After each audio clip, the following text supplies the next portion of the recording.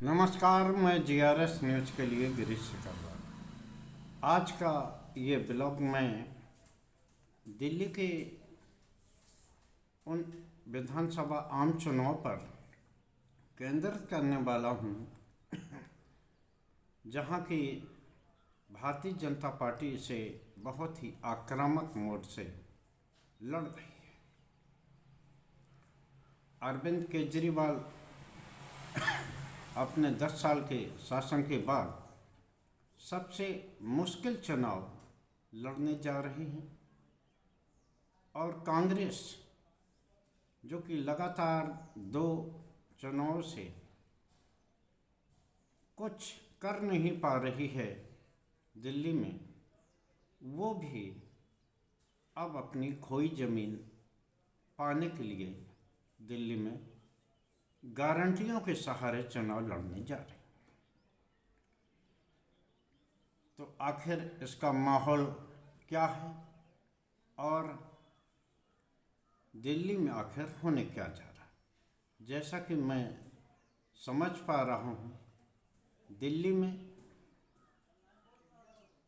महिलाएं इस बार ये तय करने जा रही हैं कि दिल्ली में आगामी सरकार किसकी बने।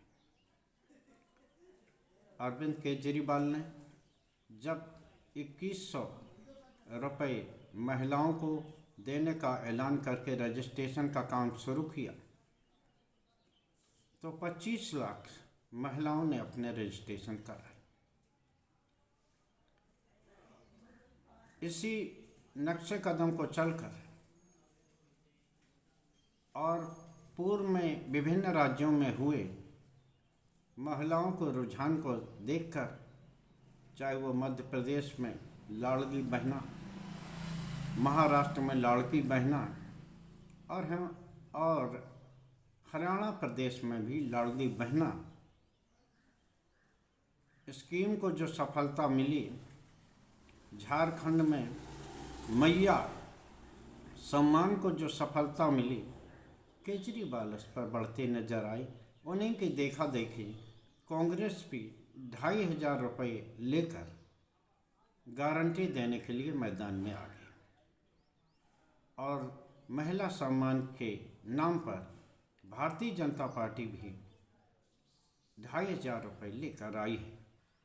हालांकि भारतीय जनता पार्टी ने गर्भवती महिलाओं के लिए भी 21,000 रुपये देने का वादा किया है।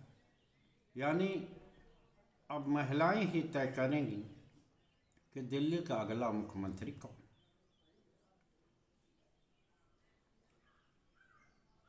सर्वे विभिन्न निकल कर आ रहे हैं, चुनावपूर्ण सर्वे। हालांकि ये सर्वे हरियाणा और महाराष्ट्र में औंधे मुँह गिरे हैं। इसके बावजूद जो सर्वे करने वाली कंपनियां हैं, उन्होंने ये सर्वे किया है कि आज भी अरविंद केजरीवाल अन्य राजनीतिक दलों से आगे। भारतीय जनता पार्टी का जो बेस वोट है वो इनका इंटैक्ट है, उसमें कोई बढ़ोतरी अभी होती नहीं दिखाई दे रही है। हालांकि कटोगे या बटोगे या हिंदू मुस्लिम करके अगर कुछ वोट बढ़ते हैं तो ये अलग की बात होगी, लेकिन अभी भारतीय जनता पार्टी के खाते में ज़्यादा वोट जाते नहीं दिखते हैं। जो वोट उनके 32 से 36% तक उनका है, वही अभी मिलता दिख रहा है।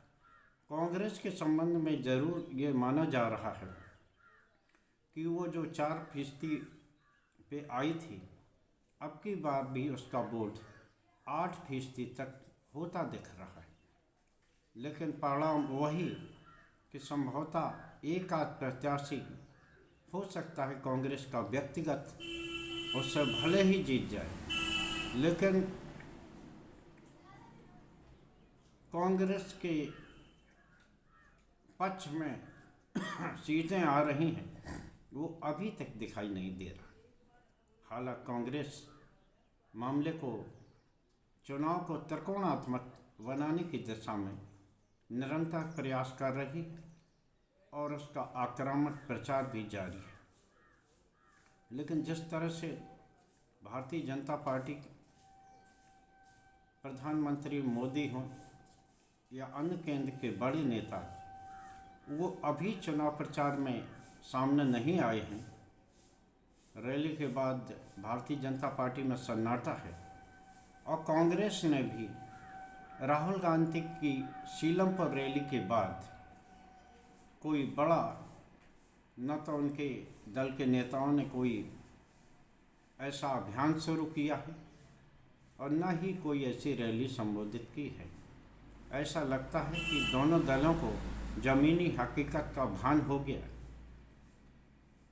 आम आदमी पार्टी निश्चित तौर पर हर विधानसभा में इस समय आक्रामक प्रचार करती दिख रही है और जिस प्रकार अरविंद केजरीवाल पर हमला हुआ उसको लेकर भी संभवतः 1-2% की बढ़त उनके तरफ आई। भले ही दिल्ली पुलिस या भारतीय जनता पार्टी उस मामले को खारिज कर रहे हों, लेकिन निश्चित तौर पर मुझे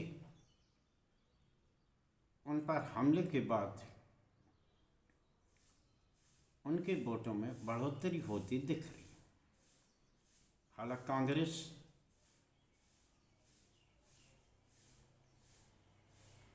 मामले को त्रिकोणात्मक बनाने की कोशिश कर रही। मुस्लिम संप्रदाय का भी वो समर्थन जो पहले आम आदमी पार्टी को मिला करता था, अब की बार अभी मिलता नहीं दिख रहा है। लेकिन जब मत पड़ेंगे 5 फरवरी को, तो निश्चित तौर पर मुस्लिम वर्ग के लोग भी ना चाहते हुए भी आम आदमी पार्टी को मत देने के लिए विवश होंगे, क्योंकि उन्हें जो उनका उद्देश्य है भारतीय जनता पार्टी को हारते हुए दिखना, अगर जरा भी मुस्लिम मत विभाजित होता है तो निश्चित तौर पर भारतीय जनता पार्टी को फ़ायदा हो सकता है। इसलिए वो भारतीय जनता पार्टी को हराने के लिए आम आदमी पार्टी को वोटिंग करेंगे और यही वो दांव है जो केजरीवाल को अन्य लोगों से आगे रखे। जितने भी दलित समाज के लोग हैं वो अभी भी मजबूती के साथ अरविंद केजरीवाल के साथ खड़े हुए हैं। हालांकि ये जो मैं अभी एजेंसियों के जो सर्वे हैं उसके अनुसार इस तरह की बात कर रहा हूँ, लेकिन इसमें एक जो सही बात ये है कि आप किसी भी राज्य का चुनाव देख लें, आम जनता ने उस राजनीतिक दल पर भरोसा किया है जो राज्य में सत्तासीन है। चाहे वो हरियाणा की बात हो, मध्य प्रदेश की बात हो, महाराष्ट्र की बात हो, अन्य दलों ने भी उस संबंध में घोषणाएं की।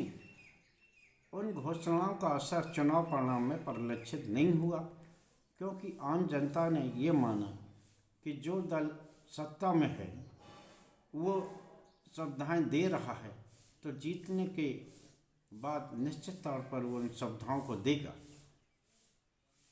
क्योंकि झारखंड राज्य में भी भारतीय जनता पार्टी ने तमाम योजनाओं को देने की घोषणा की थी, लेकिन वहाँ झारखंड मुक्ति मोर्चा और कांग्रेस गठबंधन आदि की सरकार बनी।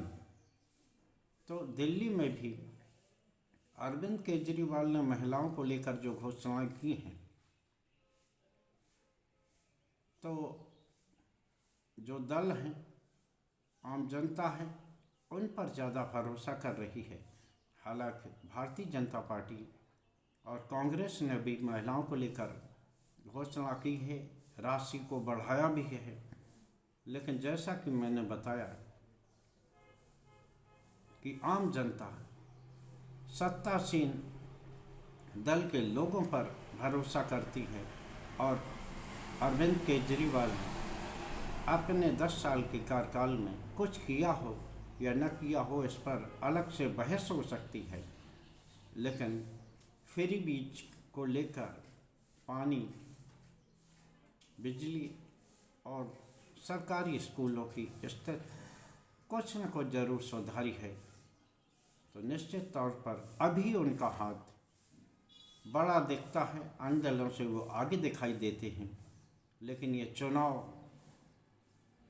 एक दो दिन में लास्ट तक पलटता है, देखना ये है दिल्ली की महिलाएं, दिल्ली की आम जनता किस दल पर अपना भरोसा जताती है। क्या वो अरविंद केजरीवाल को लगातार हैट्रिक बनवाने में सफल होगी? हालांकि उनका ये, अगर वो मुख्यमंत्री बनते हैं तो ये चौथा कार्यकाल होगा, या भारतीय जनता पार्टी का राजनीतिक वनवास खत्म होगा, या कांग्रेस अपनी खोई जमीन पाने में सफल होगी। इस सभी बातों को देखने के लिए निश्चित तौर पर दिल्ली के चुनाव परिणाम जो 8 फरवरी को आएंगे, उसे देखना और उसका इंतज़ार करना ज़रूरी होगा। आज के ब्लॉग में बस इतना ही। जय हिंद, जय भारत।